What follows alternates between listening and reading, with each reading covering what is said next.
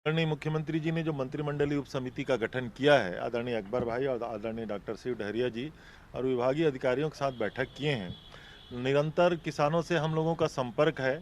आदरणीय राहुल जी के आने के पहले भी हम लोगों ने बैठक लेकर के उनकी मांगों को उस दिन सुने थे।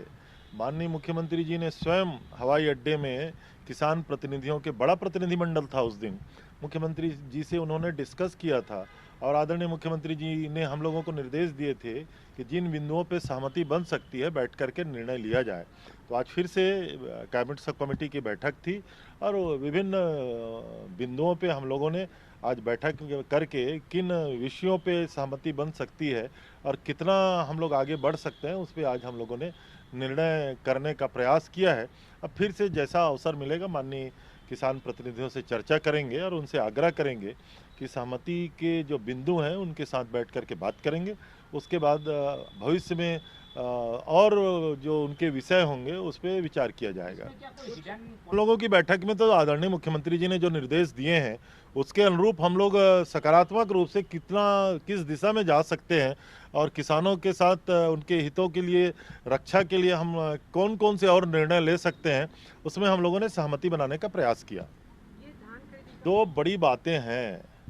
छत्तीसगढ़ की सरकार, आदरणीय मुख्यमंत्री जी स्वयं किसानों के हितों के लिए लगातार प्रयास कर रहे हैं। अब उनके साथ हिडन एजेंडा में कौन लोग हो सकते हैं और क्या कुछ उसमें बातें हो सकती हैं, पर मुझे नहीं लगता कि हमारे किसान साथी तो बेहद पवित्र मन से बात करेंगे, ऐसा मैं उम्मीद करता हूँ। कितनी सार्थक रही आज की जो छत्तीसगढ़ में ऐतिहासिक हुआ है। 98 लाख मीट्रिक टन, लगभग 20,000 करोड़ रुपए किसानों के खाते में हम लोग दे चुके हैं।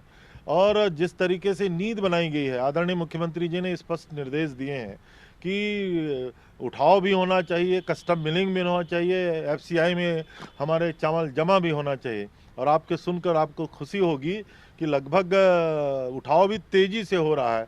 अब ये गाइडलाइन और दिशा जो तारीखवार दिया गया है, ये तो प्रशासनिक काम है कि कब तक उठ जाना चाहिए, लेकिन हम लोगों के प्रयास हैं कि धान जल्दी उठ जाए, कस्टम मिलिंग जल्दी हो जाए, एफसीआई में जल्दी जमा हो जाए, ताकि पिछले बार केंद्र सरकार की गलत नीतियों के कारण छत्तीसगढ़ को, हम लोगों को धान को बाहर बाजार में बेचना पड़ा था और राज्य को नुकसान हुआ था।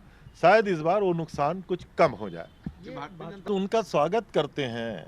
खामियां रहेंगी तब तो उठाएंगे ना। पहले भी तो वो लोग रहते थे डीएमएफ में, अब अधिकारियों के बंगले में स्विमिंग पूल बनाया जाता था, उसके बारे में क्या वो लोग चर्चा नहीं करेंगे? और छत्तीसगढ़ की सरकार ने सारी योजनाओं को कितना अच्छे से कार्य रूप दिया हुआ है, उसको भी तो देखेंगे। अब मामले उठाएंगे कहाँ? मैंने कहा ना, ये धान खरीदी जैसे अभी आप बात कर रहे थे, डॉक्टर रमन सिंह जी ने स्टेटमेंट दे दिया था 15 दिन धान खरीदी बढ़ा दिया जाए, और हम लोगों ने धान खरीदी का जो तारीख बढ़ाया था उसमें 4 दिन पहले तो धान खरीदी खत्म हो गया था, किसान सोसाइटी में आ ही नहीं रहे थे।